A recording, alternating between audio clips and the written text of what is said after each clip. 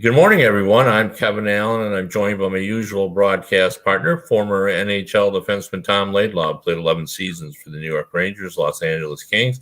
This is the Laidlaw and Allen Report. Come to you twice a week to talk all things hockey and a bunch of other things. And Tom, unfortunately, we've got to start today's show with a lot of sad news. You in your town, we lost a young hockey player in a very freak accident. Yeah, it's just Teddy. I think you pronounce his last name Balkind. He was from New Canaan, going to a private school called St. Luke's, and they were playing another school here in town, Greenwich here, Brunswick School.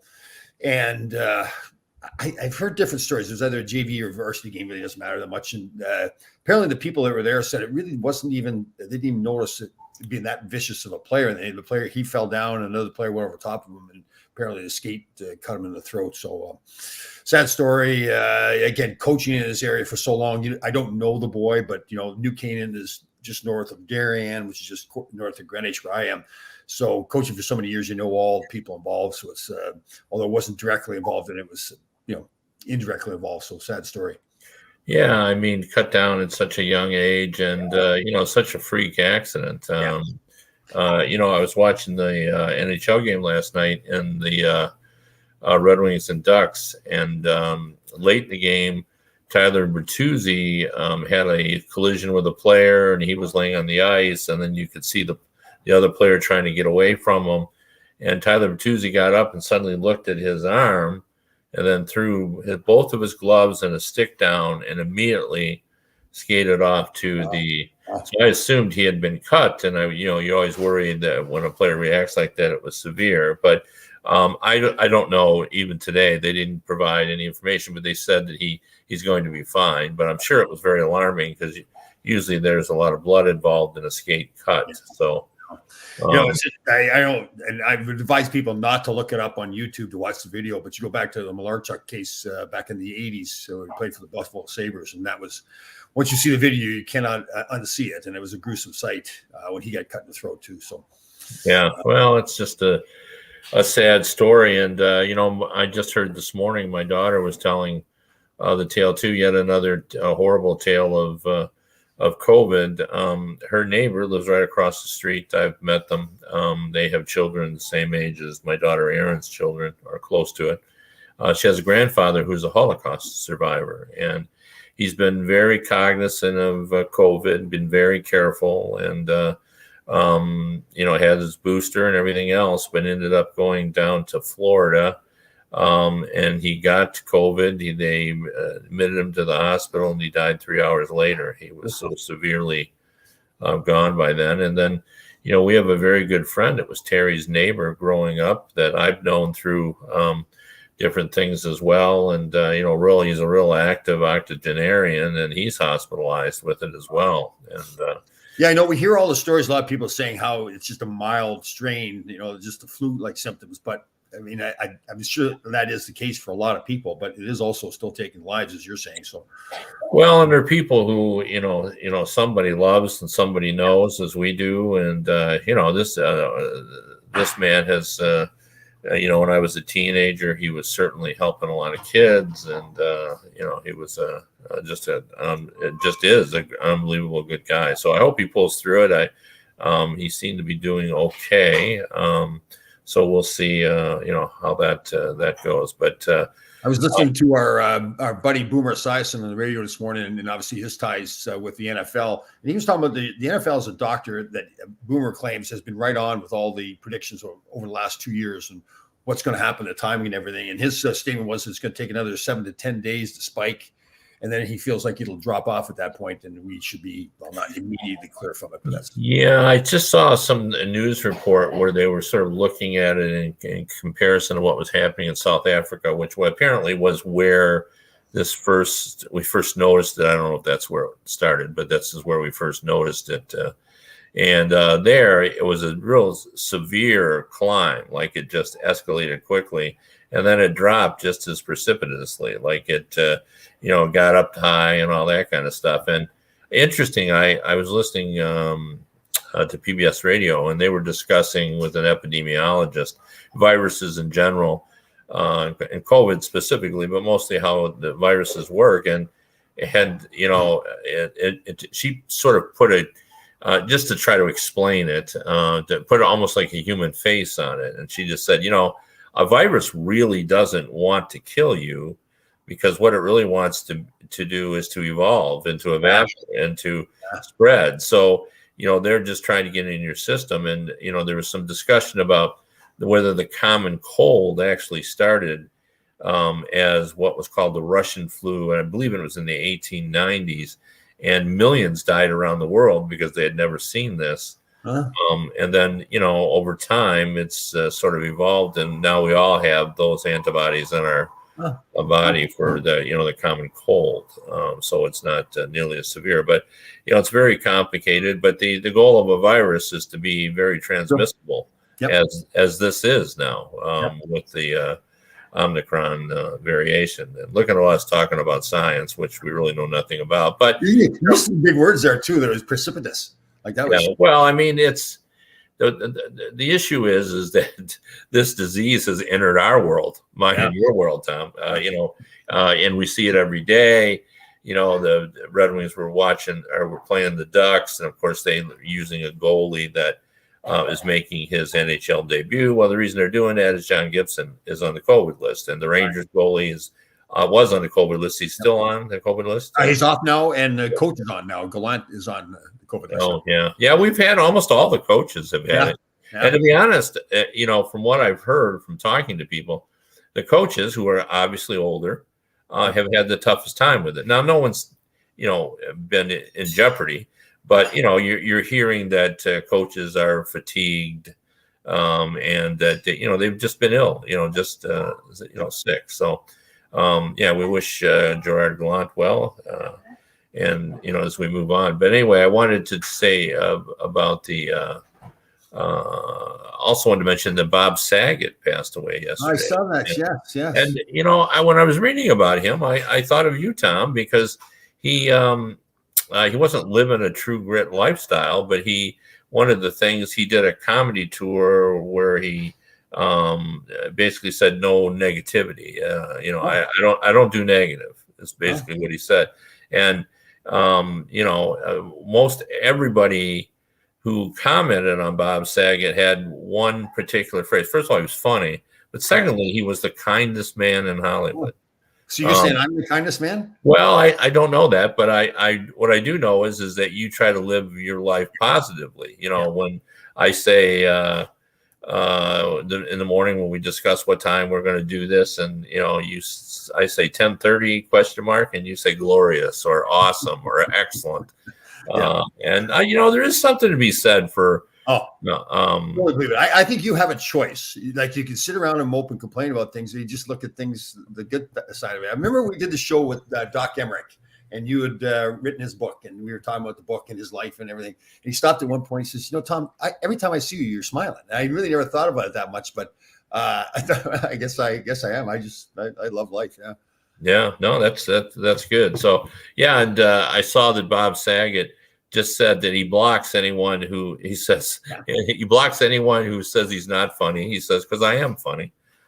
And he blocks anyone else who, makes a negative comment. And he goes, because I really don't have time for that. I don't want that in my life. So, I think there's a good message there. Like, don't get caught up in everyone's negativity, whether you're debating sports or politics or whether or not you like the food at the restaurant. Just don't get caught up in it all. Sports is I hate to use this because you're going to say I'm using a big word, but it is. Sports is supposed to be an opiate of the masses. Opiate? What is that? Well, it's an opiate is a drug. Okay, I got you. But and that's what it is for us. You go and you put your time in. You're working hard. There's a lot of difficulty that comes along with life, and you want a distraction. Right. You want something to kind of pull you away from that, and that's what sports is supposed to be.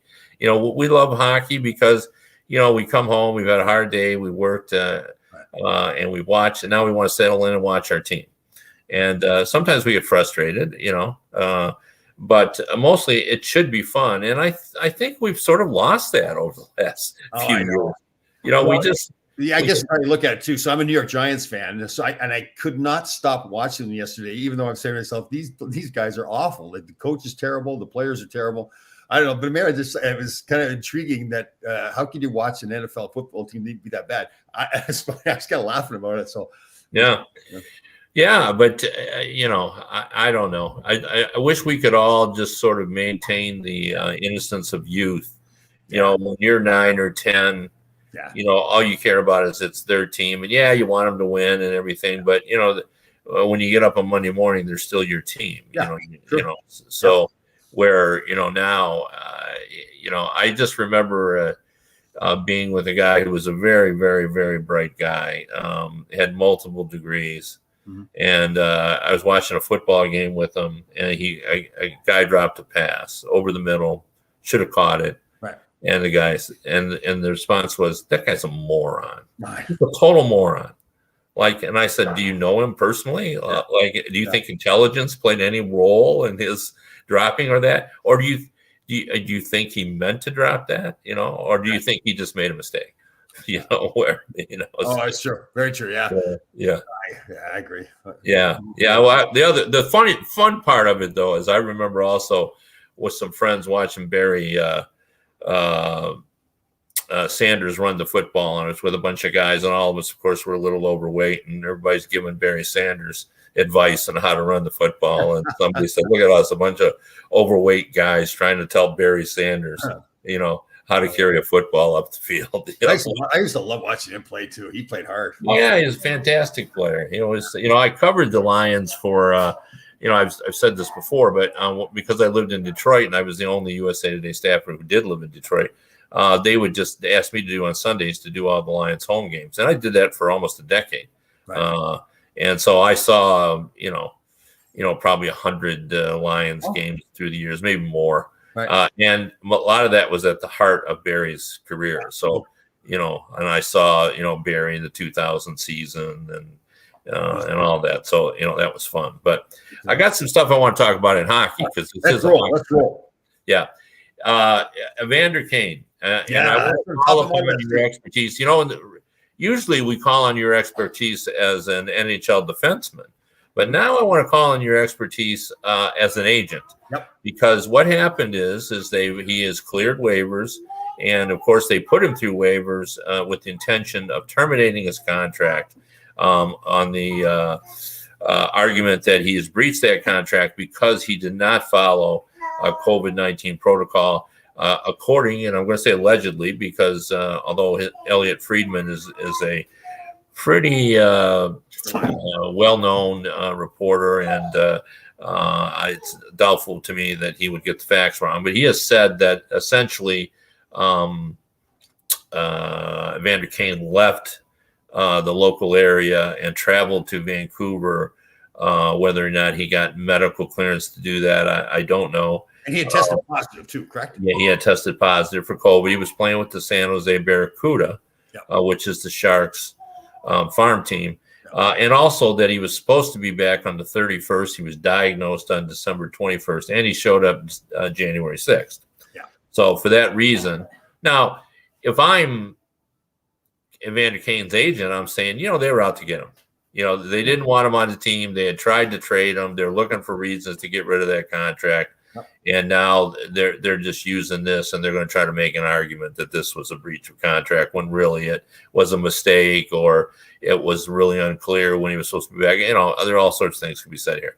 But the Sharks are going to say, no, this is what we intended. It was clear. He knew what he was doing, and, he wanted to do that. Now, the big question is, why would Evander Kane risk this contract to go to Vancouver? I don't. There's a lot of things he's done. Like we've talked before. We talked about Antonio Brown in the same way. These guys need help. I think. Yeah, they do. Yeah. It isn't just one mistake from these guys. They're making a number of mistakes. In fact, I saw a funny post. I can't remember his Facebook or Instagram where they had Evander Kane and Antonio Brown in really nice suits and everything, and they made it look like they were promoting a podcast that they were going to be doing together. It was pretty good. Very professional looking and everything. listen, to me, the things he has done, and you're right, that's a great point. They're going to go in front of an arbitrator at some point because the Player Association and the agent will fight this. And the team is going to have to make the decision, okay, do we just admit, yes, we want him gone? And here's a series of events that he's done. But I don't know if they can really do that because they can't go back at other events that have happened and kind of lump that in with what this situation is.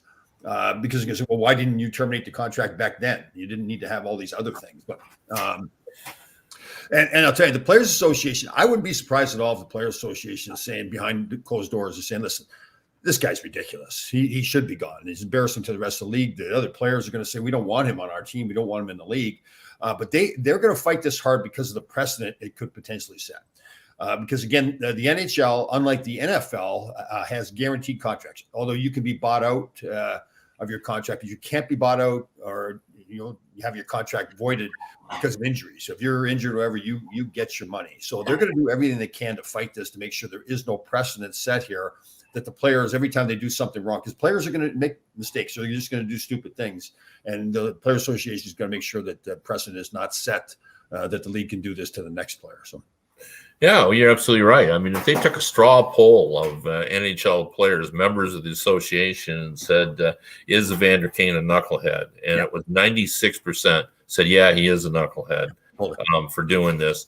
That doesn't change the fact that the association has to stand up for him and fight vigorously. Yes, definitely. Vigorously for this because they don't want it to happen again for this to become what the teams do when they want to get rid of a player. They just find a way to say, okay, he violated his contract. So, yeah, much respect for the Players Association and reacting quickly. They put out a Twitter feed saying, we've heard this and it's our plan to file a grievance. Not unlike we talked about Antonio Brown, the NFLPA is investigating too whether he really was being forced to play with an injury. He's made all these claims now that he's forced to play with an injury. Yep.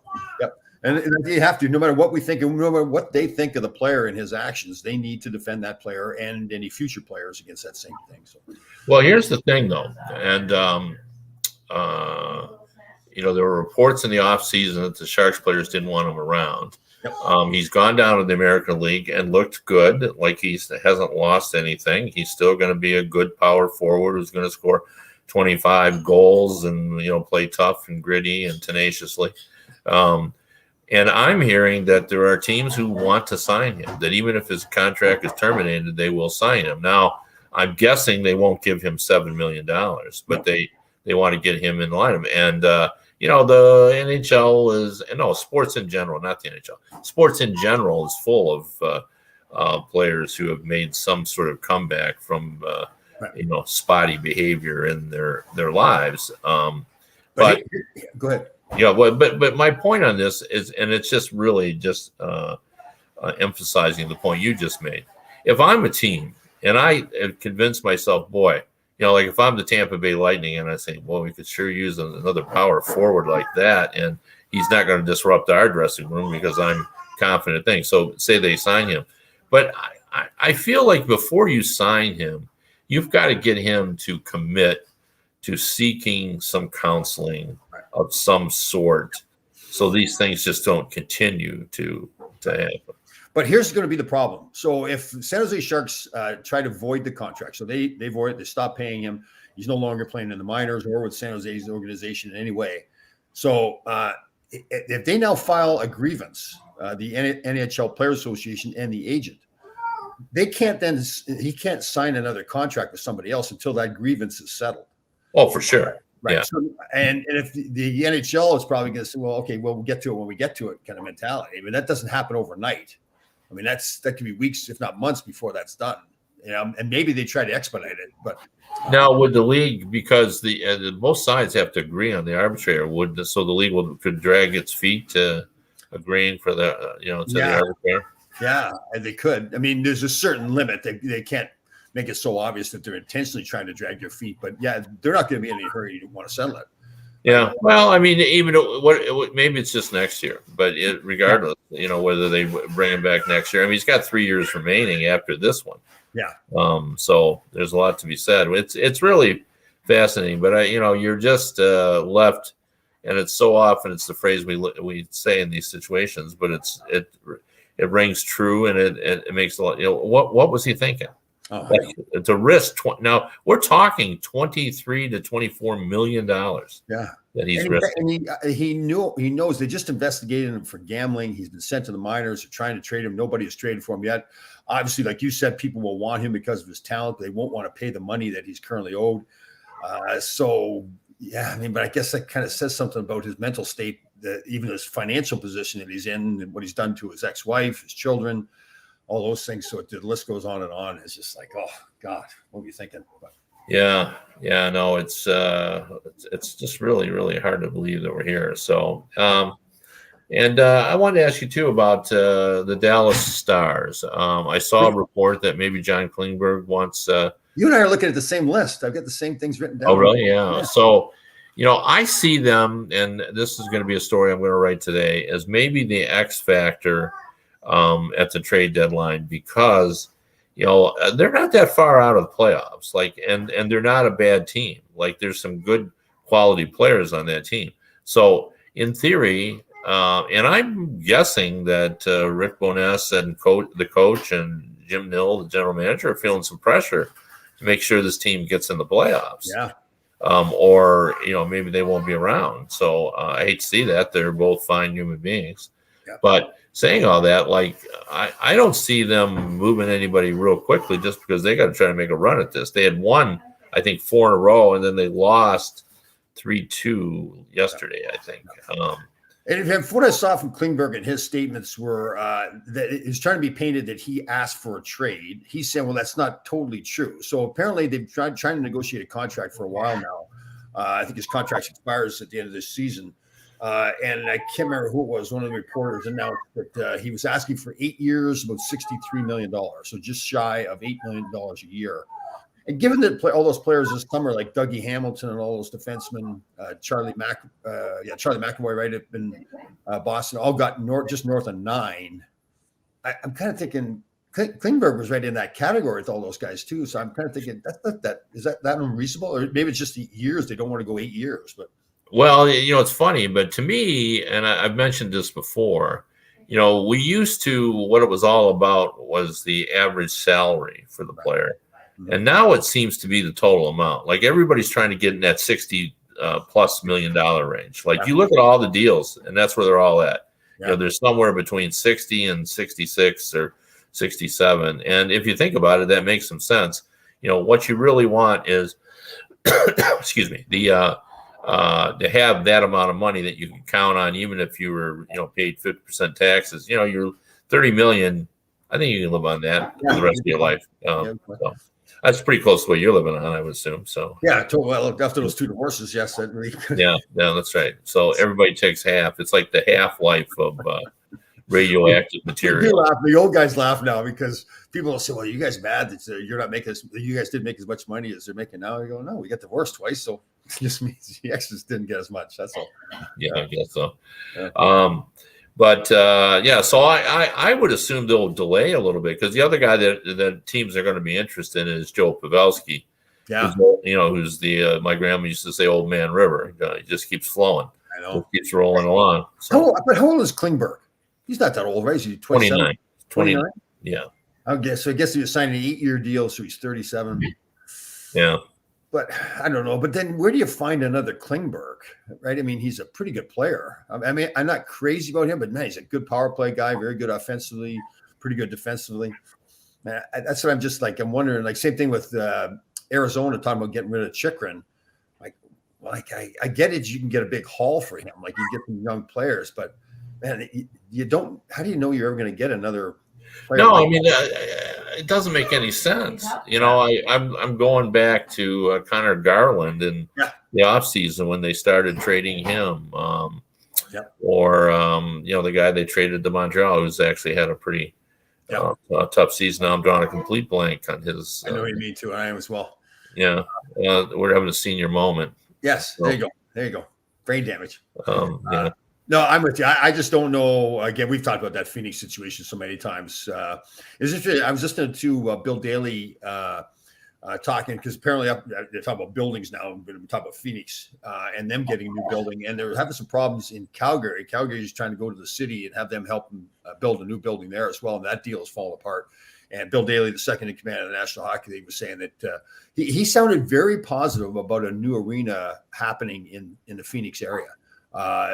More so than he would positive about Calgary having a new building. Not necessarily that Calgary would move at this point, but a new building being the other issue. So, it's interesting. Even a guy who wants to live his life positively, like you do, would have a hard time, I think, trying to sell an arena. Like, it wasn't all that long ago, 20 years ago or so, people wanted new arenas, and now they look at it as, don't you come in here and make the government give you any money for a new arena. Like, build it yourself. You build one yourself. You find the money. Yeah. Well, yeah. I mean, it's a real negative attitude toward, and it used to be you'd come in and you'd start talking about the economic impact of the team.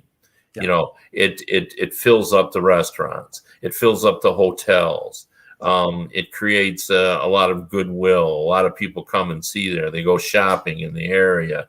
They pay parking fees, and they give you an X factor of, okay, it's going to put $3.5 billion into the community over the next years, and everybody, let's do that. Now everybody goes, no.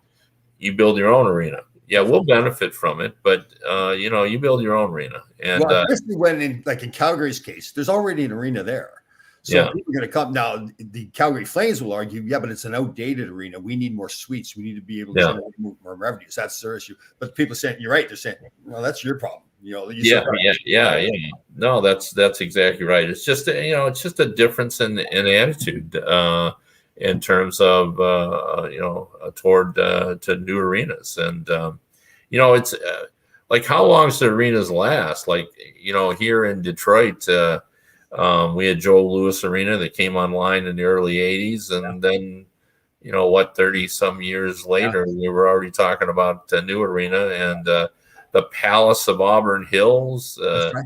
They threw that down, right? Yeah. So that was a big time deal. I remember when it first came on. It wasn't that long ago. I don't remember when exactly, but people just talk of state of the art. The suites were lower, and you got to go there. And then next thing you know, they're down at Little Caesars Arena. I haven't been to the new one at Belmont, the Islanders' new arena, but apparently it's all state of the art too. They say it's beautiful. It's just a pain to get to and from. But I would say the what I love most about the modern arenas is the width of their corridors. Like, when you're trying to get along, trying to bob and weave through traffic. I mean, it's like a football field. There's plenty of room. You can get up and down, and all the rest. But I would say the Little Caesars Arena, it's a beautiful arena. But boy, it's steep up near the top. If you're 87 years old, you may want to pay for the lower arena.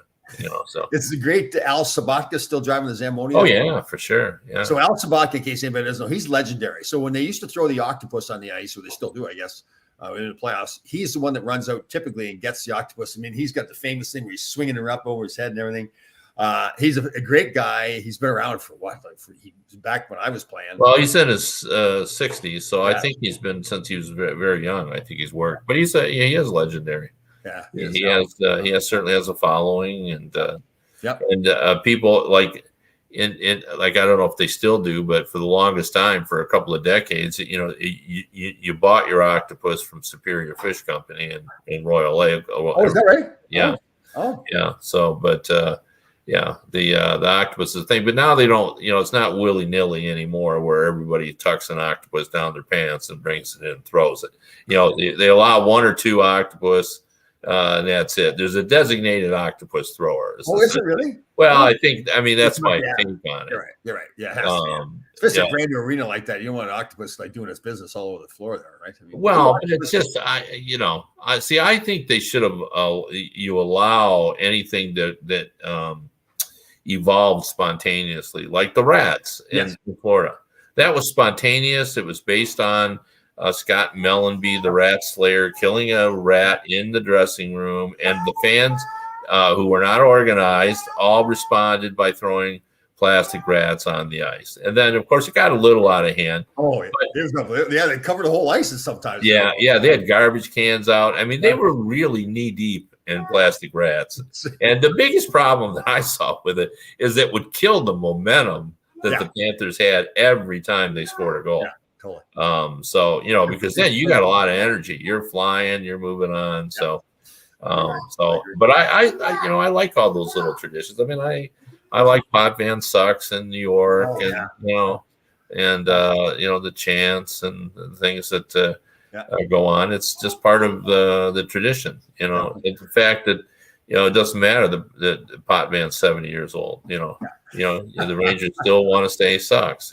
So I think I saw him get quoted one time as saying, why can't they get over it? I mean, they're still doing it. Like, they'll do it at Yankee games, Giant games. It's just, the whistling will start. You go. To me, that qualifies under the subcategory of, some athletes really feed off getting booed because you don't get booed if you aren't any good. Oh, totally. Yeah. It's almost like an adulation. Yeah. Certainly, it is for the Rangers, in my opinion. I mean, to me, that's an exaltation of Pot Van. He was so good. Yep. We got to say he sucks, and he was good. So, but it was just a hit on Ulf Nielsen that broke his leg. That was the start of it, and then it just grew. Yeah. They were throwing dead fish at him during warm-ups and stuff. I remember being out there during the national anthem, and he'd be standing there, and the fish come flying over the board. It was hilarious. Yeah, that's too much. I don't. You got to I don't mind when you're funny or when you boo. I'm like, when Gary Bettman gets booed, he does a really good job with that. Like, that's not fun. Now all commissioners get booed. Yeah. But now it's become part of the shtick. I wish to me they missed the golden opportunity there when there was no fans in the stands during the pandemic and they were giving out the trophy. I would have loved if they piped in some booing noise when he came out. Yeah, it would have been a good marketing trick. So. Hey, did you see real quick where Mark Bergeron got hired by the LA Kings as their senior advisor to the general manager? He's very good friends. I think he's a quality guy, anyways. But he's very good friends with Luc Robitaille. I think that's probably. I think Mark Bergeron is good friends with everyone in the league. Like we've talked about this before, but it bears repeating. When I used to do my annual All-Star game, when I'd say 35 people I would want to be at a party with, he was frequently on the list just because he's so darn funny. Like, that's right. I forgot about that list. He's a hilarious a storyteller.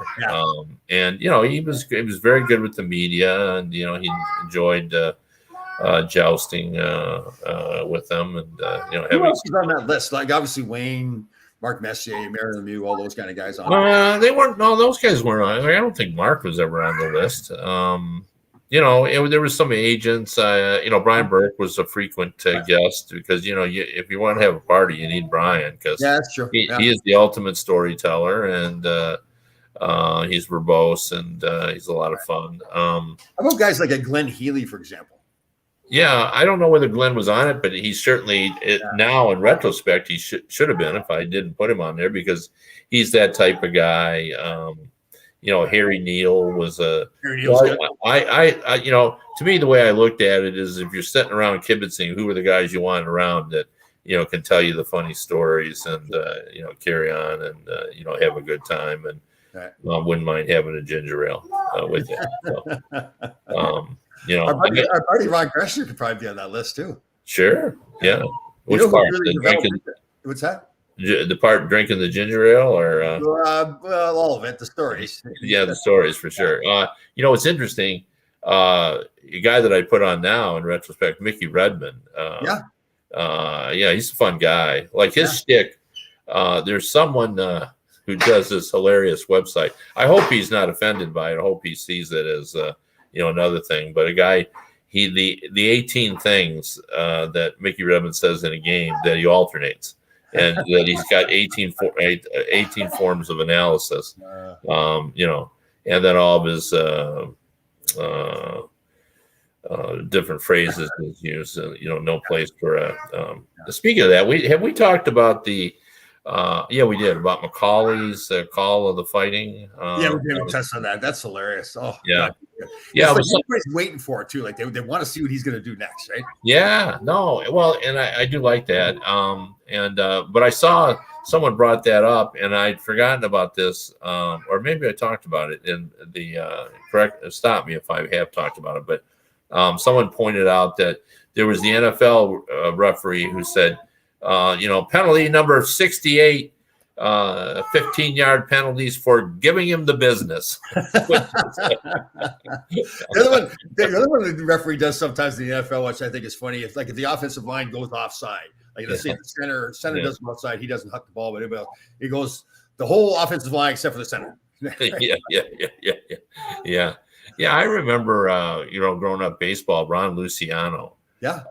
Was an umpire, and he used to shoot the guy who was running down to first base. Like he'd go like this, which meant you were out, And then I remember that there was somebody had them all mic'd up, and it was a real close play, and the first baseman was, or the coach, first base coach, was complaining that the first baseman had pulled his foot, and Luciano yelled, "Nope. 3 toes on the bag. I counted them."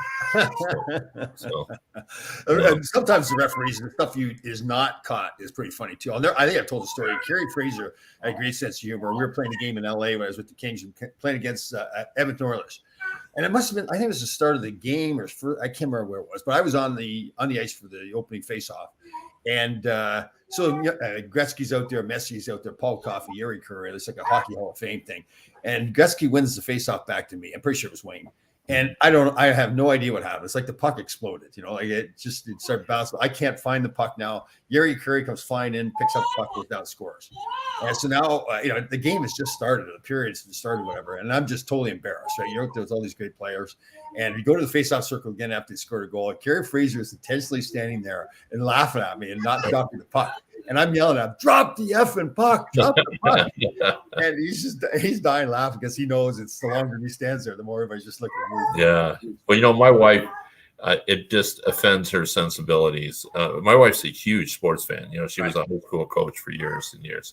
And she, when they don't drop the puck, she will literally talk to just drop the puck. Like it just bugs her.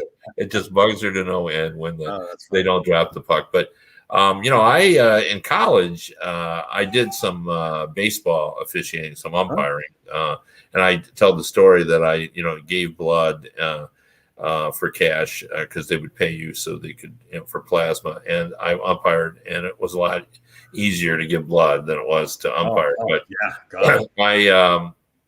I was once accosted after a game in they don't exist anymore, a fast food joint called Burger Chef, which was a rival of Burger King. Mm-hmm. And I'm in there, and it was by a grandmother of one of the players. She must have been in her 70s. And I was sitting there in the booth with my then girlfriend enjoying my Super Chef. When this woman came over and started giving me the business about a call that ended the game. Wow. And it got so out of hand. I just sat there and took my beating, but she was just, cussing and thinking that the manager came out and threw her out of the restaurant. Oh, it's not right. That's funny. Oh. Yeah. She was in there with her whole family, and her whole family couldn't get her to stop. She just was going on and on, but the best, I didn't see this, but a former friend of mine was also an umpire, and he tells this great story. I remember he had given me some advice on how to officiate and how to get things under control. But they were giving him the business from the bleachers, and it was one mom in particular, and so he was calling the game, balls and strikes. And after about 2 innings of just hearing it all the time about every call he made, he raises his hands and goes, "Time." And he walks out of the plate, out of the actually field of play, and goes through the little gate, comes and sits down in the bleachers next to the woman who's giving him the business. And he says, "Play ball." and everybody's standing there, and then he stands up and says, I thought I'd try calling the game from here because apparently this woman thinks this is the best vantage point in order to see the game. Good. So, that's good. Yeah, everybody laughed, and they reduced the tension. And, that's good. Yeah, see, that's a good idea, doing stuff like that. Yeah. So anyway, but did you ever consider being a referee? Referee? I don't think I ever did. No, I don't think I ever contemplated at all. Yeah, I'd say I would not. They'd have to pay me a lot of money to do that job. Yeah, all my whole family became certified referees. We all went and took our tests. My kids, earned some money because they always needed referees, and they all played soccer. And my wife, of course, was a certified coach, so she became a certified referee, and I did it as well. I didn't really ever take any games. I just did it so in case they needed someone and they were desperate and I was at a game, I would kind of step in and do it. But you can actually earn some pretty good money now. They're so short that the fees that you get. Yeah. So you could, because I know some people that made pretty good money for a lot of years doing that. Yeah. And I talked to a few referees around here, and they say that too. Yeah, they're really like it's like 40% down, losing all these referees that don't want to be involved in it. Yeah. Yeah, it's hard to take a beating, because that's what you're paying. They're paying you to take a beating, essentially, verbally. Yeah, because one team's going to be mad at you no matter what, right? So no matter what. Yeah. No matter what. So, anyway, well, we hope you have enjoyed our show. This is just the first of two. We'll be back talking some hockey and other things on Wednesday. If you want to read me, I'm at DetroitHockeyNow.com and also HockeyBuzz.com. And again, if you want to listen to the radio version of this show, you can go to radio.co at 365 Sports. Again, that's radio.co at 365 Sports. We'll see everybody on Wednesday.